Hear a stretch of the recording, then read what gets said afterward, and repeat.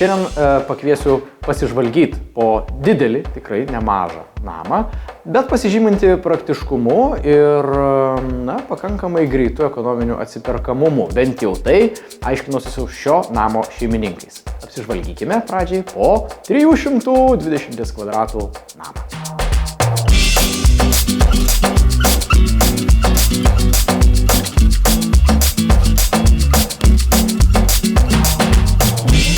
Nemenčinės miškuose stovintis namas skirtas 4 asmenų šeimai. Iš išorės atrodo nuosaikus, paprastas ir derantis prie aplinkos.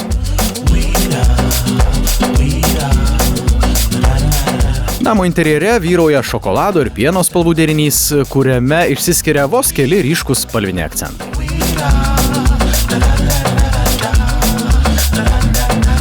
Erdvės visumą užpildo minimalūs modernūs baldai, įspūdingas židinys ir efektingi šviestuvai.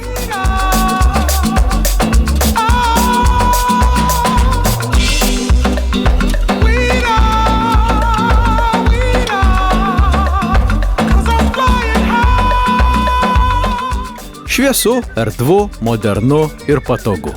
Tai 4 žodžiai skirti šiam įdomiam namui apibūdinti.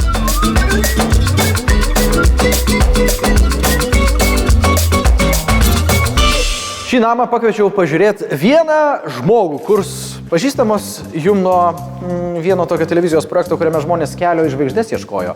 Žmogų, kuris bandė lyst ir į sporto, ir į statybos, ir į statybos plėtros verslą gal netgi. Žmogų, kuris nesiskiria niekada praškai su gitara išskyrus šiandieną. Andrių Rimiškį sutinkam. Sveikas, Andriau. Labas, Vyteni. Žinau tave kaip nuoširdų tokį visada turintį ką pasakyti žmogų, ypač tokį prie ūkio. Tai prašom, užeinam, pažiūrėsim namą. Prašom atsisėsti, kurio projektą darė toks Algis Kaušpėdas, kurį turbūt žinai tiek tu, tiek visa Lietuva. Gražus namas? Erdvus, gražus. Reiškia, reikia apsižiūrėti daugiau dar. Prašau. Šiaip iš tikrųjų, erdvės labai daug. Spalvų visko, šviestuvai, modernu.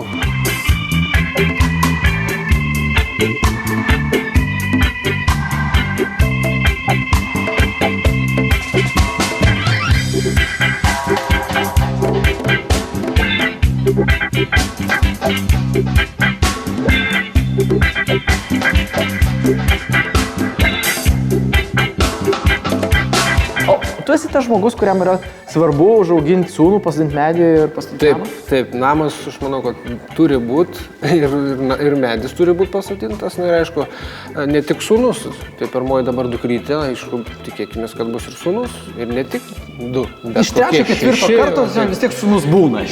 Vaikų daug reikia. Matai, vaikų nori daug, supranti, o erdvės daug nenori. Pažiūrėk, koks stalas, vien čia visa šeima gali susėdėti. Ne, stalas viskas super, labai gerai. Turėtų pažiūrėk jo formą.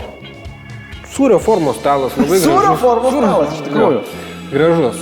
Norėtum tokio? Stalas toks gerai būtų. Aš tokio norėčiau, žiūrėk, čia žiūrėk, koks bliuzas. Viskas labai gražu. Klausyk, jeigu apie stalą jau visą kitą, tuščias stalas, žinai, kažkaip. Einam į virtuvę, pažiūrėsim virtuvę, gal rasim ką nors šaldytuvę šeimininkų.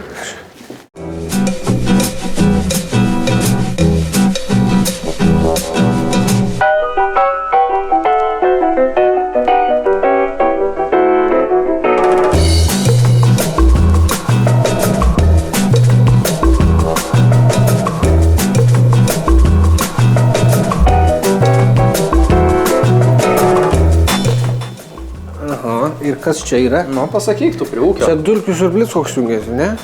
Bravo, taip. Pataikiau. Taip, ir ta sistema yra išvedžiota po visą šitą didelį namą. Ir kai nori siurbt dulkės, tau nereikia važinėti su dulkių siurbliu po visus namus, su laidais, nusakyta. Atėjai, prijungiai, išsiurbiai. Ir šeimininkai sakė, jog visas šitas reikalas keliauja į kažkokią specialią talpą, dulkių talpą, kaip pagalbinėse patalpose. Sakau, kas kiek keičia, sakė, kartą į metus. Įsivaizduoji? Klausyk, jeigu mes į virtuvėje. Jo. Tu mokai iškepti kiaušinienę, pavyzdžiui. Oi, virtuvė tai neatsiejamas dalykas irgi mano gyvenime, nes gaminu aš faktiškai daugiausia. Žmona labai retai kada prileidžiama prie virtuvę. O tai ta. Jo, nes man čia šiek tiek irgi kaip hobis, šiek tiek atsipalaidavimas po visų įtampų, po visų darbų. Tai iš ties mėgstu gaminti. Kada pradėjai? Pradėjau mažas, aš su mama jau būdavo visos šventės, aš talkinu, padedu ir ruošiu. Da pasakyk, kad tortus kepi. Galiu iškepti ir tortą. Rimtai? Jo. Tavo firminis patiekalas. Firminis patiekalas, tai iš tikrųjų gal vištieną specialiai su ryžiais tokiais gaminta ir specialiai tokiu padaru. Bent jau mėgstamiausias ir šiek tiek kitoks, o šiaip aišku labai salotas mėgstam. Paprastus lietuviškus patiekalus irgi. Mokyti cepus? Be problemų. Pažiūrėk, koks kranas. Modernu, Kaip tau? gražu, kokybiška. Kokybė viskas atsispindi, aiškus. Spalvos man šiek tiek kitokios galbūt. Bet šiaip virtuvė aš sukčiausi čia neblogai, sakyčiau visą. Dar yra vieta ir greitiem pusryčiam, vakarieniai šeimos, nebūtina sėsti prie sūrio formos stalo. Ne, idealiai. Iš tikrųjų, kas liečia patogumą, tai tikrai viskas sudėliota. Aš manau, bent jau mano, kaip jau tokio eksperto mini nuomonė, tai tikrai man tinka toks išdėstymas. Praeikim parodys labai įdomų židinį.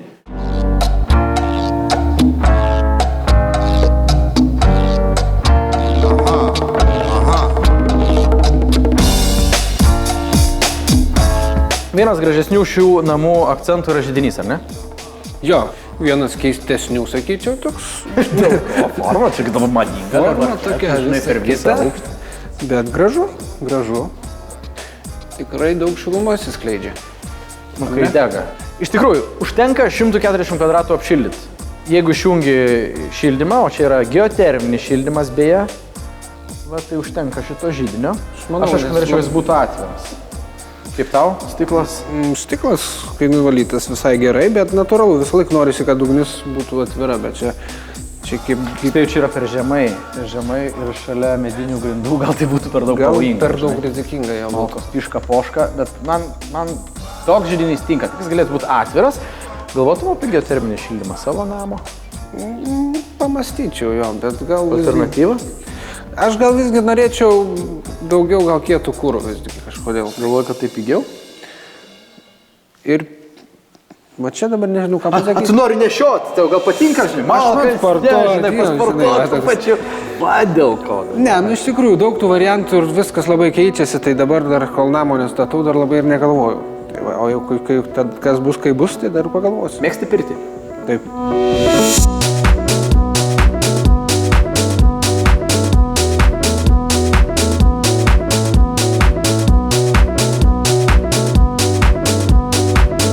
Štai, čia yra pradžiai poilsio zona. Patenkam į pirtį ir poilsio zoną. Čia jau pirtis? Čia dar ne, čia vat vadinkim... Ne, pirties zona.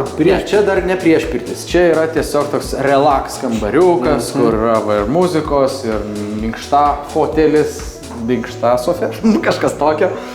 Va, ten laukia irgi tokia terasa, vasara, sėdėt ant šitų puikių baldų, o pirtis yra čia.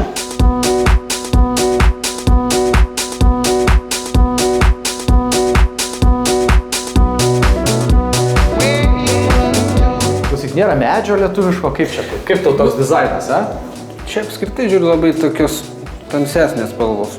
Primtinas žmonės matyt mėgsta jiem, tai čia viskas gerai. Neutralius. Viskas tvarkoja. Aišku, man patinka ir tas medis tikrai nėra būtinas, aš manau. Jeigu, sakykime, ta pirtis būtų kažkur lauke, tai tada, aišku, jinai turėtų, man atrodo, būti medinė, senovinė tokia iš rąstų dar kažkokia. O kai čia tokiam name, kur visai skirtinis dizainas, viskas, tai čia manau, kad labai dera. Yra pastilukus pirtis? Pas pačius nėra, bet Žintuose yra labai gera pirtis. Bendro naudojimo, kur eina atskirai vyrai? Ten yra pasenelį. Pasenelį keliauja. Jo. Nu ir temperatūra kokia? Faktiškai jau karštą mėgstu. Net ten labai pirtis gerai padaryta, tai sakykime jau 80 laipsnių. Vadinamos tos rusiškos pirties, tai užtektinai. Jeigu da pili ant viršaus, ant akmenų kažką. Tada jau pirštukai lankštas. Pažiūrėk, kas čia. Tu va. O, jo,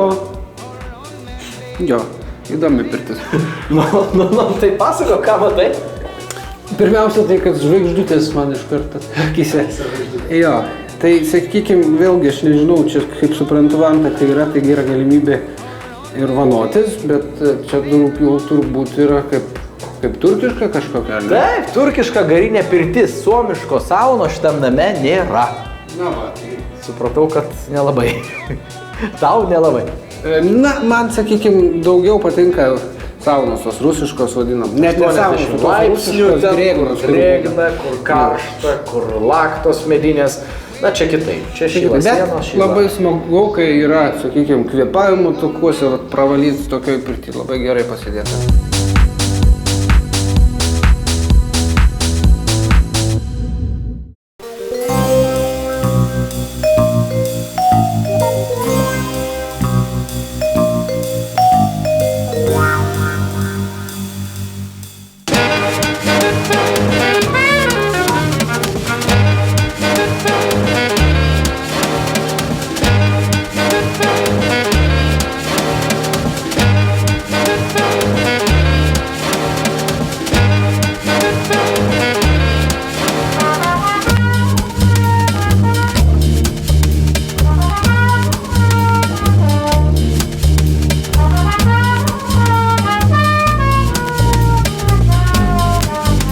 Na, ir kaip laiptai?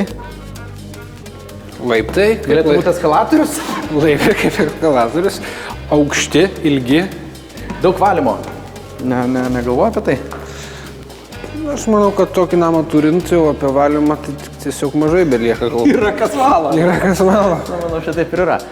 Na, vertink, žiūrėk, man labai patinka, pavyzdžiui, toks planavimas. Man labai gražu, iš antro aukšto, čia kai viskas taip matosi pirmame aukšte. Ypač atsiskleidžia visas lempų. Jo, lempų grožis. Sietynų, kaip čia jos pavadinti, liustrų grožis. Jo. Smagiai viskas ir židinys, ir virtuvė matosi tokia, ir siena tokios, sakykime. Iš ko siena? Spėk, neprisilietęs. Iš plytelių, gal ne? A, dabar prisilies. Tapetai. Ir tokie 3D tapetai. Nu, taip atrodo, kaip kartais iš toli. Kaip dėmesį į lubas. Aha, šviestuvai čia ir ne visur. Kas kaip šviesdėžės taisytos kaip su kartonė. Turėtų būti pakankamai gražu čia vakare. Ir žiūrėk, tavo, kiek ten 4 vaikams sakei, taip? 3 mergaitėm ir 1 sūnui, taip sakei? Nežinau, 6 gal dabar kol kas vienam. Žiūrėk, 1, 2, 3, 4 duris. 4 duris ir visos vaikų, ne? Faktiškai. Na, aš nežinau, man, sakykime, tas pats tiesumas, toks kambarių išdėstymo, kažina, priimtinas būtų. Susipainėt, kad nežinotum, kuris vaikas? Ne, ne, viskas aišku, parašyčiau vardus vaikų. Bet šiaip, sakykime, tie kambariai, va toks išdėstymas, kai vienas prie kito labai ir tiesiog visi į vieną eilę, tai gal tas šiek tiek. Na, aišku, galima būtų daryti, žinai, vieną gal taip, kitą toliau, pagal tavo pageidavimą, jeigu, aišku, projektuotų Kaušpėdas tausi, tai atsižvelgtų, mes galime aplankyti vieną iš kambarių, pavyzdžiui, šitas.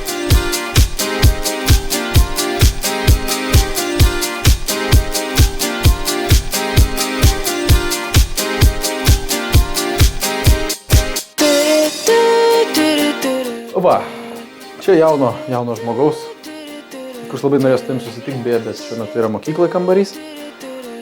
Tvarkingas buvo, Andriau, Rimiški vaikystėje? Sakykime, nebuvau pedantas visiškai, bet tvarką palaikyti reikėdavo, aišku. Ne merginas, čia vaikino kambarys, klausyk, kaip žmonės priverčia vaikus taip sutvarkyti, aš stebiuosi. Bet jaučiu, jie žinojo, kad mes čia būsim. Labai įdomus sprendimas šito padaro. Žirafos užpakalis eina per visą kambarį, o galva atsiduria ties per visą kambarį. Taip. O galva va kur? Ja. Tu turėjai savo kambarį vaikystėje? Turėjau. Dalinais? Su kažkuo? Su nieko. Tau. Mano buvo. Ir iš tikrųjų tai pas mane buvo biškai kitaip, kadangi aš buvau labai sportuoti mėgėjas tuo metu ypatingai, tai pas mane plakatų būdavo visokiausių. Švarcnegeris? Na, be abejo, čia. Be jų niekaip. Aš manau, kad vis tiek skiriasi. Kiti laikai ir iš tikrųjų manau, kad dabar norėčiau tokio kambario. Kad nebebūtų apkrautas daug, kad jaukus, grįžti, pamiegi ir palieki. Žirafa pakasa pakaušį. Ja, pamiegi ir palieki ramybei. I want you just the way you are every day now. Say you stay, don't go away. I love you just the way you are, the way you are.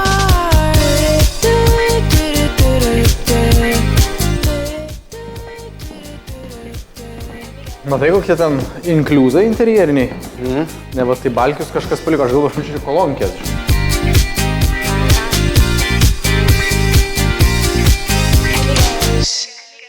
Galėtų šitas namas vadintis Andriaus super svajonių namu? Na, ne, iš tiesų, gal šiek tiek kitokių iliuzijų turiu, kitokių idėjų ir šiek tiek gal mažiau erdvės būtų pas mane, daugiau kitokių spalvų. Aišku, dominuotų irgi balta, juoda, sakykime. Tiesiog gal būtų kokie kvadratūra, aišku, ne tokia didžiulė. Kiek?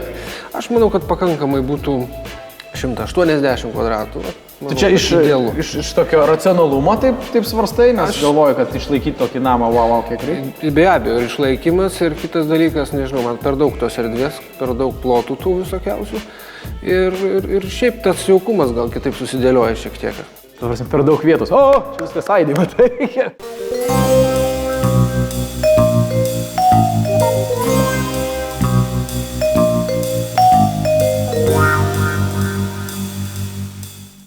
Visada mes įvertiname keliais kriterijais visus aplankytus namus, neišimtis ir šis, Andriau. Nuo 1 iki 10 balų turėtum skirti pradžiai už vietą. Vieta yra, kaip matėjai, maždaug 30 km nuo Vilniaus, važiavom. Vieta šiek tiek, manau, kad nepatogi visų pirma, kad toli važiuoti. Ir tie keliukai tokie pravažiavimieji, kokiem, sakykime, 6, gal taip. Kitas vertinimo kriterijus yra projektas.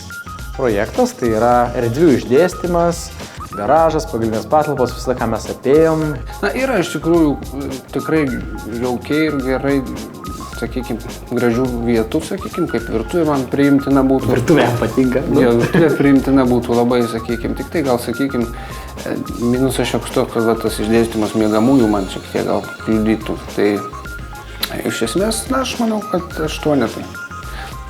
Dar aišku, spalvos, šiek tiek kitokios galėtų būti, bet man... Apie tai toj pakalbėsim. Nes kitas kriterijus būtent yra interjeras. O čia jau prasideda spalvos, medžiagos, derinimas ir lemputės va šitos įtaisytos ir liustros, visą tai, kas vadinama dizainu. Aišku, spalvos vėlgi pagal kiekvieną žmogų, bet iš esmės spalvos galėtų, mano nuomonė, biškai būti kitokios.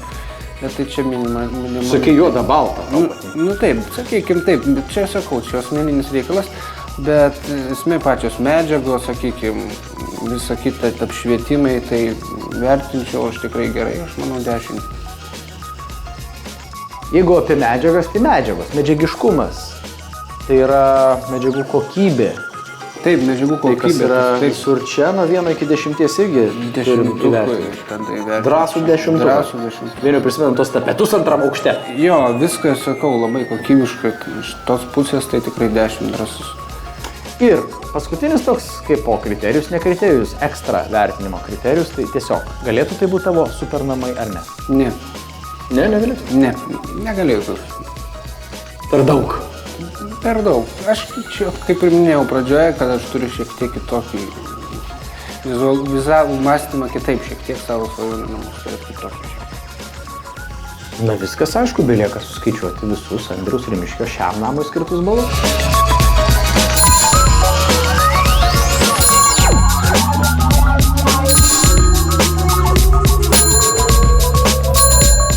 Šie Andriaus Rimiškio vertinimai dar kartą patvirtino seną taisyklę. Visi žmonės labai skirtingi. Jų norai, svajonės ir tikslai taip pat labai skiriasi. Manau, kad jūsų tarpe yra daug tokių, kurie būtent šį namą išrinktų pačiu tikriausiu supernamu. Asmeniškai man šios dienos favoritais tapo šio interjero ašis šviestuvai. Šviesa labai svarbi mūsų gyvenime, nes įtakoja mūsų psichofizinę būklę, mūsų emocijas, mūsų galimybę sutelkti dėmesį. Netinkamas apšvietimas gali būti diskomforto šaltiniu ar netgi įtakoti stresą. Apšvietimo projektavimo procesą būtų galima išskirti į tokius 2 etapus. Tai yra apšvietimo planavimas ir šviestuvų parinkimas. Planuojant apšvietimą, rekomenduojama turėti jūsų namo ar buto planą, kuriame reikėtų susižymėti visus baldus, pasižymėti konstrukcijas ar kažkokios tai erdvių ypatumus, kurie gali turėti įtaką galutiniam rezultatui. Reikia apgalvoti, kokie pas jūs bus tiek horizontalūs, tiek vertikalūs paviršiai, ar pas jūs kabės ant sienų meno kūriniai, ar turėsite augalų, ar bus kažkokių tai galbūt akcentų, kuriuos norėsite išryškinti savo interjere. Visą tai reikia turėti omenyje, kai planuojame apšvietimą. Sekantis etapas yra parinkti šviestuvus ir jų vietas. Taip pat nustatyti reikiamą jų skaičių. Apšvietimo prietaisai, aišku, jie tarnauja geriausiai tai funkcijai, kuriai jie yra sukurti. Tai yra paveikslinis šviestuvas geriausiai apšvies paveikslus, šviestuvas skirtas apšviesti stalą, jisai jums neteiks bendro patalpų apšvietimo. Taigi tai yra labai atsakingas momentas. Šviestuvų dizainą įkvėpia patys netikėčiausi dalykai, bet turbūt didžiausių įkvėpėjų yra gamta ir tam tikri joje egzistuojantis dalykai.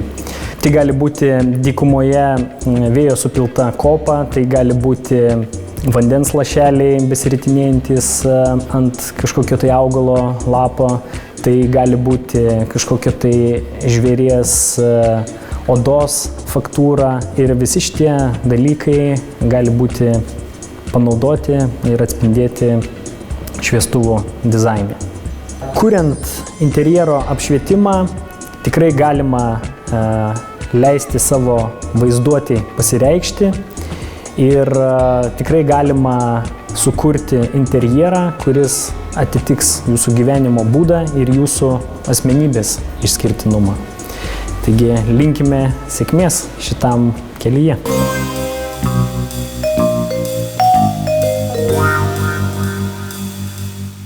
Na va, pasivaikščiojom po dar vieną gražų super namą. Bent jau man šis namas visai tiktų, jeigu aš mėgčiau gyventi miškų apsuptyje ir turėti daug erdvės. Vieną ką žinau, jūs, manau, tikrai atradote kažką naujo, kažką įdomaus šiame name, šio namo interjere. Atraskite dar daugiau, susimatysime kitą šeštadienį laidoje Super namai.